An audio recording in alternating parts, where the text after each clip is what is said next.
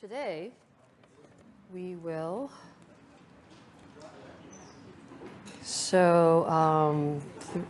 oops, 3.3 to 3.4, it is the 27th. So where are we? So we're now going to develop equations of motion in the so-called streamline coordinates.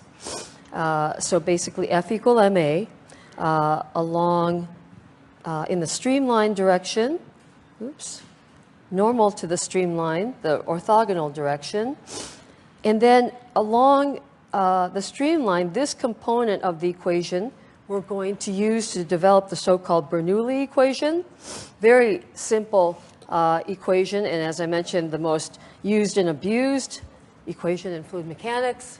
But along with this, which is basically you're applying F equal MA, for some problems we'll need to do conservation of mass. So some of you from MAE 11, you're very familiar with conservation of mass. Some of you taking MAE 11 now, you may be coming up on conservation of mass. Here, I'll just very simply present it, and we'll formally develop conservation of mass along with conservation of momentum in upcoming chapters. And then we can consider applications, okay? And then possibly, I may have time to go over the different pressures. So after this, possibly consider stagnation, static, total pressures, and the pressure measurement of these. So we'll see where we are today. Okay, so last time, I think we just sort of set this up. Now, is it gonna? Okay, this is better. Sorry, I'm still trying to figure out the best. I'm gonna have to do something about this. Okay, so we recall that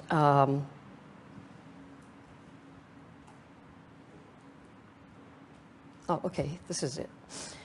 So recall the streamline is a line everywhere tangent to the velocity. So the beauty of this is that when you define a coordinate system based on streamline coordinates, then the velocity is always along one of the coordinate axes. Okay? So that's one significant simplification. There's, so at any location, the S direction is always in the direction of the local velocity. So it changes as you move in the flow, but it's very convenient because there is only this component of the velocity vector. Okay? And S is the displacement along the streamline coordinate, such that the velocity is the time rate of change of S, ds dt. Okay? Then we also can consider the curved streamlines, and so their orthogonal coordinate, n, the normal direction, okay, always points towards the radius of the center of curvature, and big R is the radius of curvature. And in general, the velocity or speed can be a function of both the coordinate S and time, okay? And then to set things up, because we're going to consider F equal MA, so we defined acceleration. So in general, and the coordinate into the board will be Y, okay? But we're going to just consider the 2D case for now, the simplified case. So then the acceleration will have the streamline and the normal direction components. And so A sub S which is exactly this. Applying chain rule, we get partial v partial t plus partial v partial s ds dt, which is the v. So here's the acceleration in the streamlined direction, and then the normal component. So the velocity doesn't vary.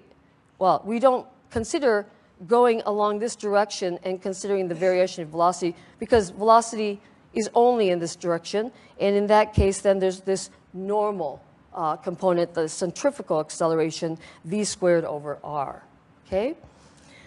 So, so that's where we left it. So now we're all set to consider.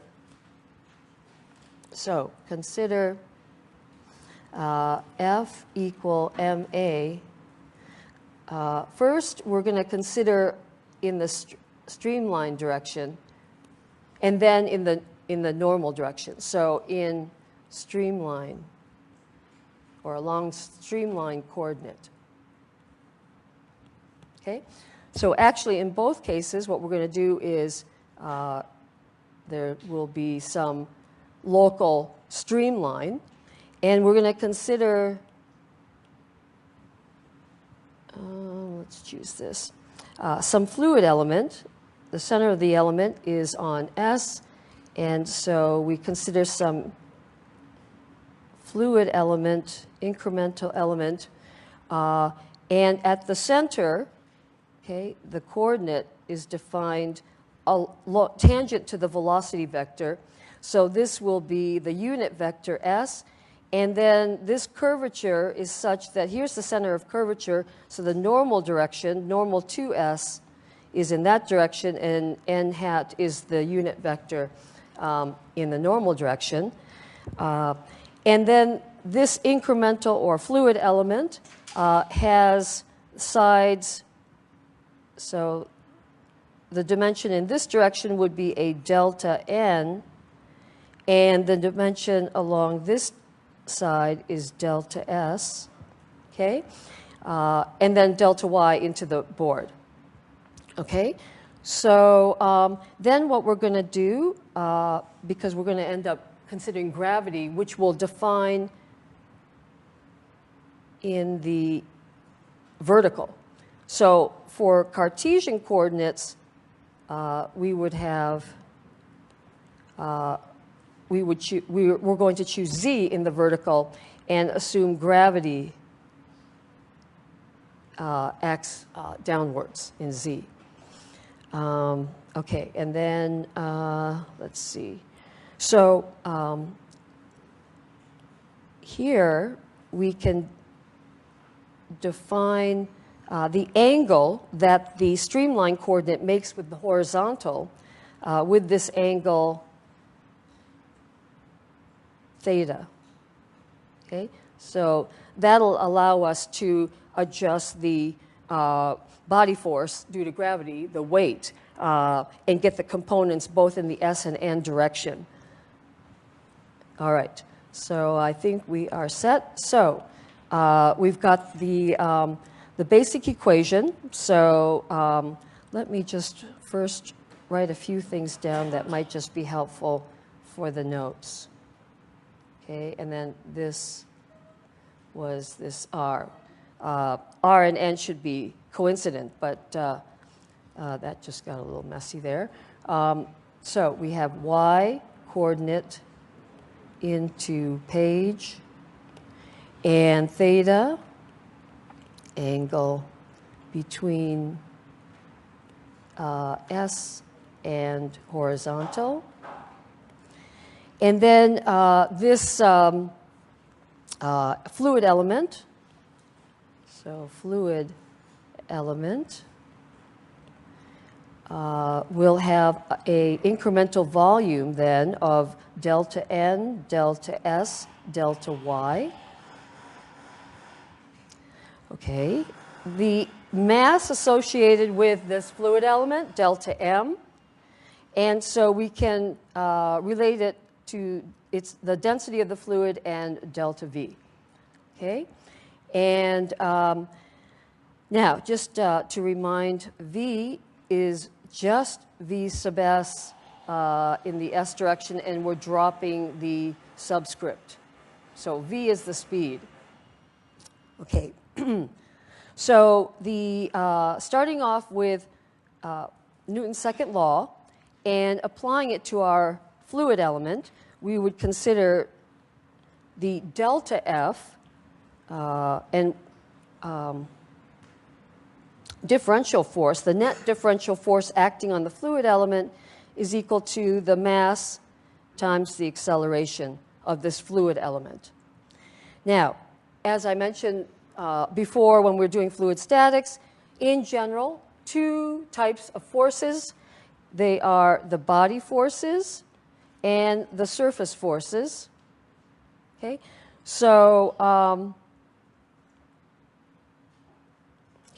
so we can consider now applying the component equations. Let me go back. So the body force is that associated with gravity or the weight. Okay, the surface forces. Now, as I mentioned before, assumptions. So we are simplifying the flow.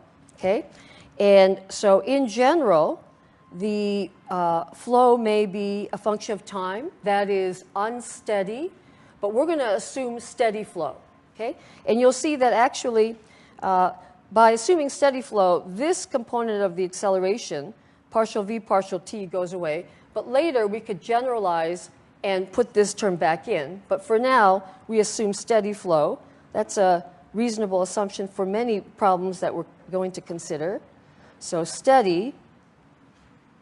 And then we're going to assume inviscid. So this is an ideal flow that we're going to consider. So inviscid means the viscosity is 0. So we're not going to have any viscous stresses, no viscous shear stresses. There are actually viscous normal stresses, so we don't consider those. So the implication being that the surface force is only due to pressure, just like when we considered fluid statics. Okay, so we're going to do something like that in our development. So this here is the vector equation. So now we apply it to our fluid element, and when we do, we consider the component equations. So in the S direction, so we consider the net body force, and perhaps you're used to doing summation, sum of the forces, the net forces. So the sum of the body forces plus the sum of the surface forces is equal to delta m times the acceleration in the streamline direction. And then in the normal, in this direction, we have the sum of the forces. So let me write S and surface forces in the S direction. Okay, body forces in the normal plus some of the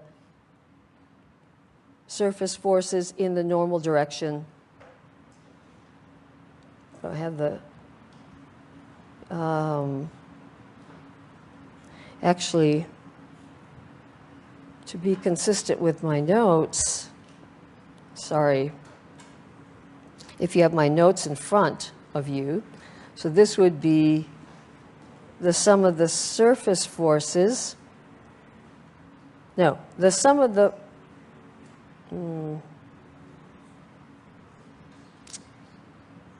okay, I know what I did.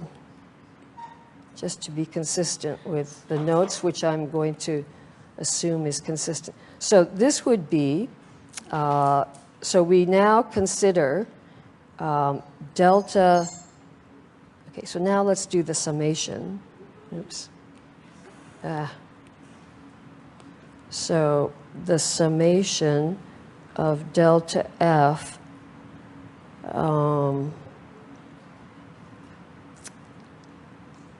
you know, I probably shouldn't have done this, and I should have just done this. So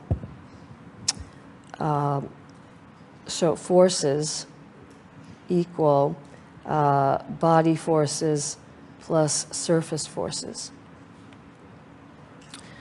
so that to make this clear, okay, here we would do, so our delta F would equal the delta F surface, well, here I'm doing body forces first, plus delta F surface forces. Okay. Now we take the component both in the S direction and N direction, and then I'm going to put the subscripts for body and surface. So, so now we can do, so in the S direction, there's going to be the force in the S direction body, and then the force in the S direction surface, and then the force in the normal direction body, and the force in the normal direction surface force. Okay, and then this will be delta M and the normal component of the acceleration. Okay, so we're going to first start off with the S direction. Okay, so we have here on this side delta M, and our acceleration was partial V partial T plus V partial S. Okay, so that's what we just discussed up here. Okay, and then because we're assuming steady, then this is considered 0. Okay, all right. Now let's evaluate these guys. So what we have, let me maybe just do pink. Okay, so we have the weight, and so that's the total weight, and that's the only body force we're going to consider. Let me.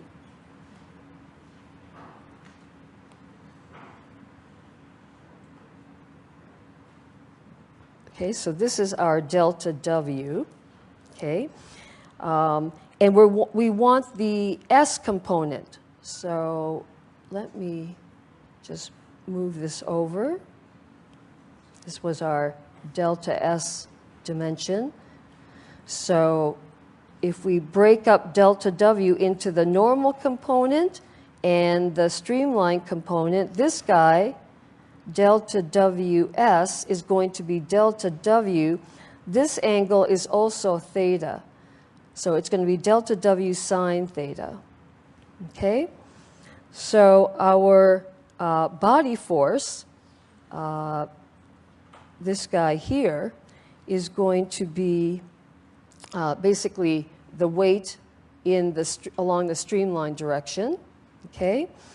And then as far as the surface forces, as I mentioned, inviscid, so no tangential forces, no viscous forces or stresses. So the only surface force is due to pressure. And it's pretty much going to be like what we did for fluid statics. So pressure force is always going to be directed normal to a surface. So it's only these two surfaces where there will be a pressure force, because here the pressure force would be acting in the normal direction on this side and this side. And we're assuming 2D only flow in the plane of the page.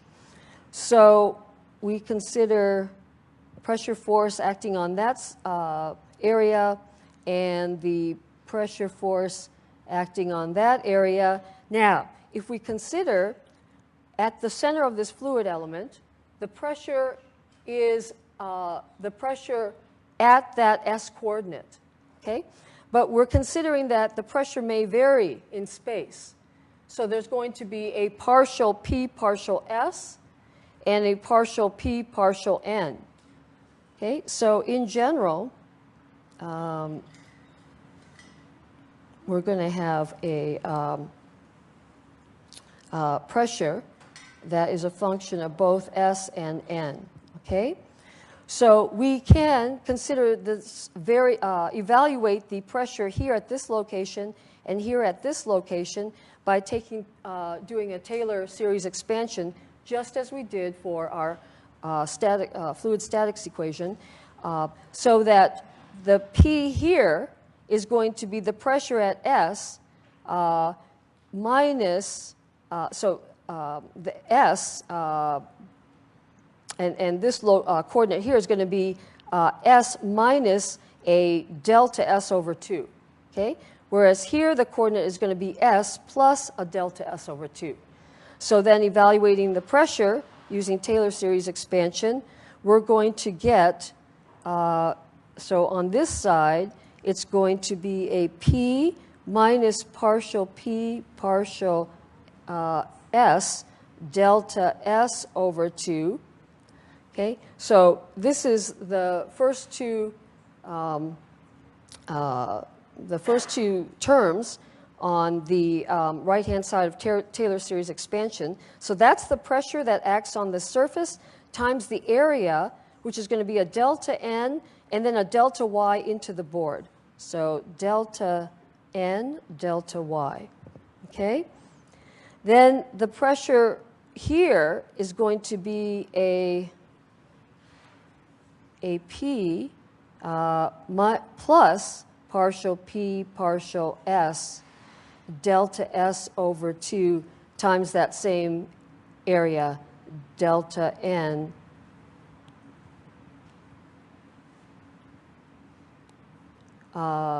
delta Y. Okay? So here are the forces in the S direction. Okay? So the body force, and then the net surface force, which is going to be this minus this. We're assuming positive S's to the right. Okay? So applying, so let's maybe fine to stay with pink. So let me do this, body plus the sum of delta F SS is equal to delta M A S, which is so delta M is a rho delta V, and then it looks like just this term V partial S. And then this is going to be our delta WS, and then this is going to be our P minus partial P partial S, delta S over 2, delta N delta Y, minus, this is in the negative S direction, P minus partial P partial S, delta S over 2, delta N delta Y. So that's the net pressure, or the net surface force, the net pressure force in the S direction. Okay? Then you can see, as what happened for fluid statics equation, the first term cancels, and then we have 2 minus delta S over 2 terms. So that whole thing ends up being a minus partial P partial S, delta S, delta N, delta Y. Okay? And then our body force here, okay, so in general, delta W is mass times acceleration, gravity, mass times G. So we have delta M, and then we have G. And so this would be a force. And our delta WS, so actually this delta M can be expressed in terms of rho, and then delta V is our delta N, delta S, delta Y, G. So if we take then the component in the streamline direction, so the magnitude of delta W, which would be this with G, so we have delta W, rho, delta M, delta S, delta Y, G, and then multiplied by sine theta. Okay, so sine theta, so we can consider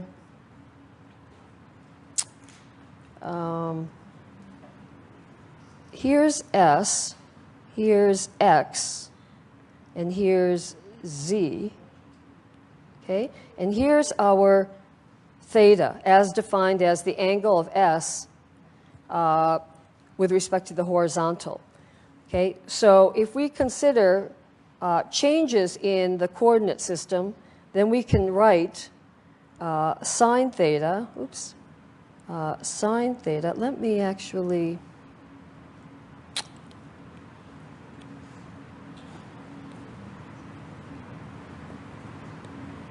copy.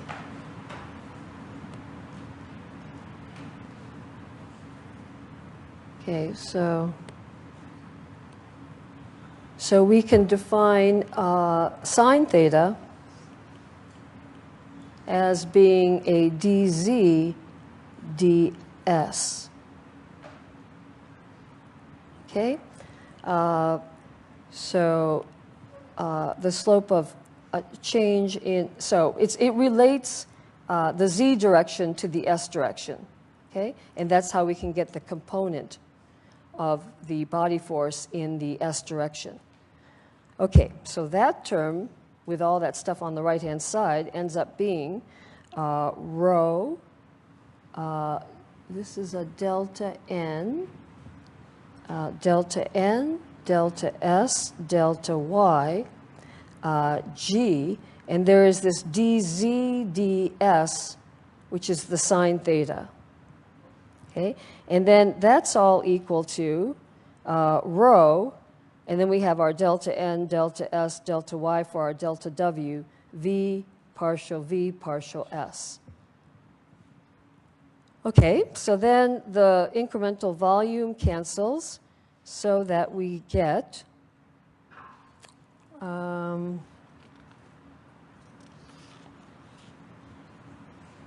minus partial p partial s minus, okay, where is my minus sign here? This should be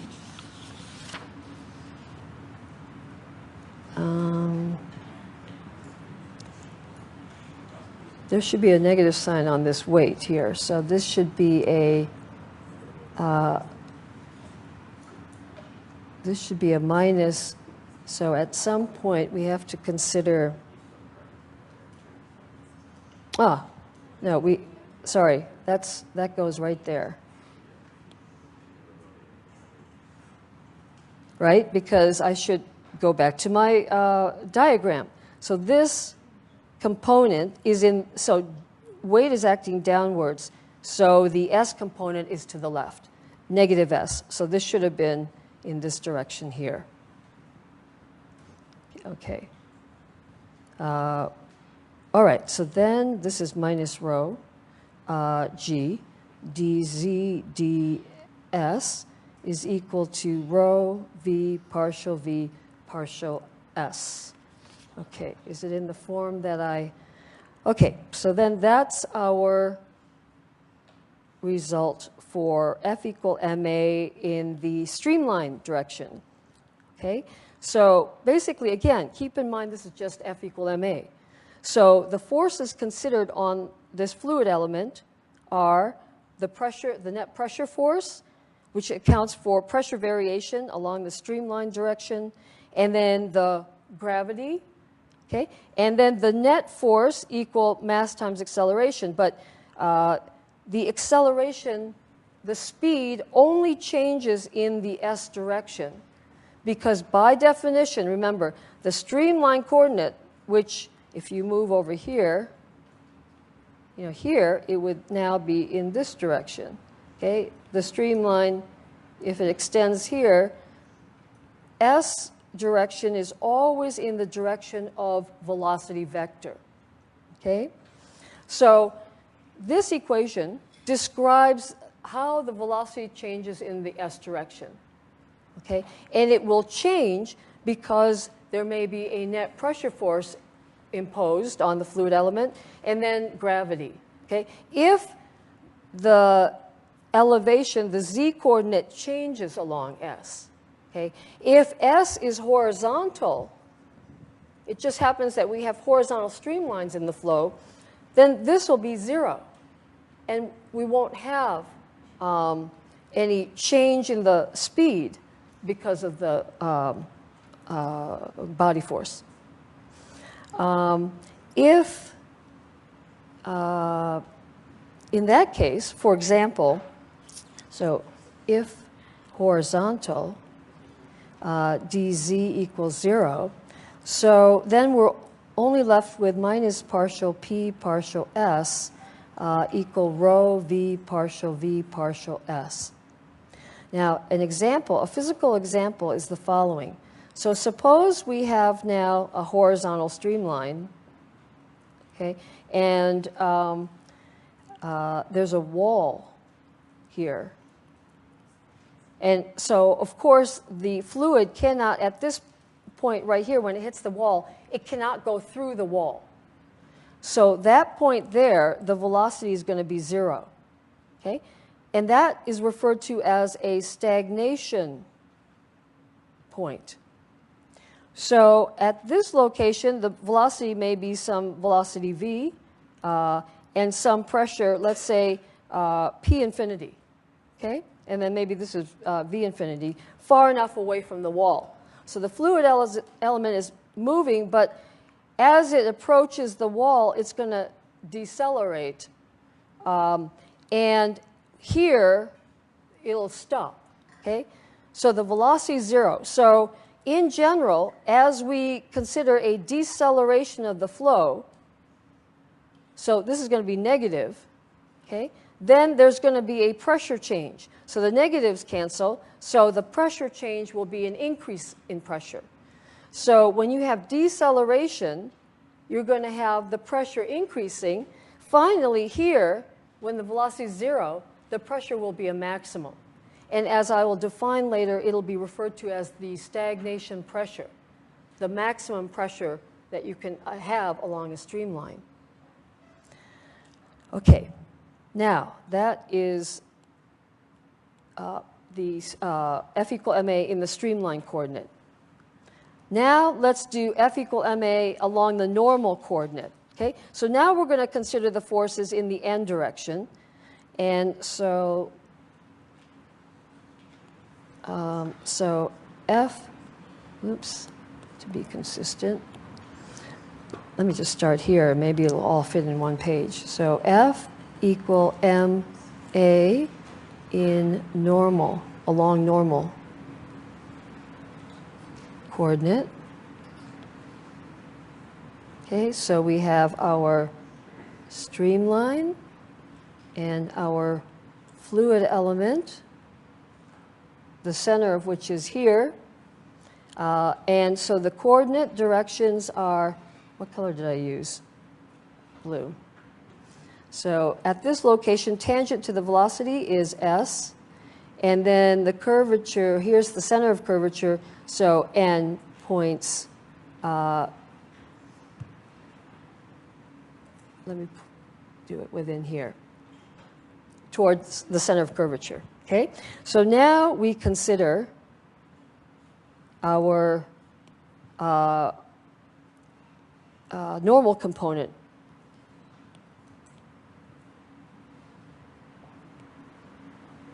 Oops, what did I do? Copy, paste. Okay, so let's consider, so the weight, remember the body force, the total weight, and the normal component now is here. Okay, so this is theta, so delta Wn, the body force, is going to be delta W, this is delta W, and this is the normal component, cosine theta. Okay? And so then we have the same here, right? So the body force is going to be, so that is also in the negative n direction. So this is going to be a minus delta W. Well, let's just put cosine theta for now, okay? plus now the pressure force, the net pressure forces in the n direction. So again, Taylor series expansion about the center of the fluid element at the coordinate ns. So this pressure, the pressure acting in, along this surface is going to be P plus a delta n. Okay, let's write it the same. Partial P partial n delta n over 2. So partial P partial n, and that's a plus delta n over 2. Okay, that's the pressure times the area is going to be delta S delta Y. And then this pressure force is then going to be P, the pressure P minus partial P partial n delta n over 2 times the area delta S delta Y. Okay, so then the surface forces are going to be P minus partial P partial n delta n over 2 delta S delta Y minus, since this one's acting in the negative n direction, P plus partial P partial n delta n over 2 delta S delta Y. Okay, and then delta M was rho, the incremental volume, delta X delta Y, delta S delta N delta Y. And then we have the normal acceleration, which was the centrifugal acceleration, v squared over the radius of curvature r. Okay, so then let's see. These two terms cancel again. And so we again have, now, delta W, we said was rho delta S delta N delta Y volume, and then G. And so then the cosine theta, so this guy here,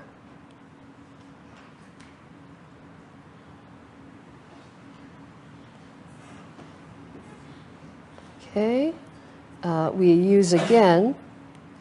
So then we can see that cos theta, so here is the, actually we should, maybe it would be easier to do this. So this is our n direction. So here's dn, here's dz, here's our theta. Yeah, that's okay. So it looks like then we can equate cosine theta equal dn dz.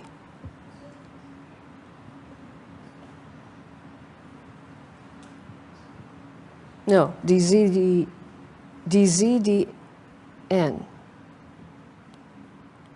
Right?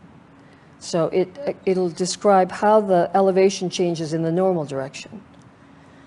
Okay, so then we have a minus rho, the delta S, delta N, delta Y, G, where's our G? And then dz dn plus, and then this term and this term ends up being a minus partial P partial N, delta S, delta Y. And then we have on the other side rho delta S, delta N, delta Y, and our V squared over R. So the incremental volume cancels. And we get, let's see, our minus partial P partial N minus rho G dz dn is equal to rho V squared over R. Let me just check and make sure this is the curly radius of curvature. Make sure I get the signs right. Okay, so then I think this is it. Oh, good, just in time. Okay, so this is the F equal MA along the normal to the streamline direction component equation. Okay, so now, just as an illustration really quick, for example, if we have straight streamlines, okay, so for example, if we consider flow in a horizontal pipe, or it could be an inclined pipe, and inviscid, then the streamlines are just going to be horizontal lines. Then, with no curvature, r is equal to 0, so we are only left with these two terms. So then we have minus partial p partial n equal rho g dz dn. And suppose the dz dn, so the normal direction from the streamline direction, is equal or is in the same direction as z. So this is n or z. Then this is just 1. And then we're just left with the hydrostatic pressure variation. So if you have straight streamlines and they are horizontal streamlines, then the only variation in the normal to the streamline direction would be the hydrostatic pressure variation. So it reduces down to the hydrostatic pressure equation as we would expect, because we're considering the same physics. Okay? So now that we have the general governing equations, F equal ma in streamline coordinates, we'll now be ready to apply, in particular, this equation to get Bernoulli equation, and then I'll go over some examples at 2 o'clock.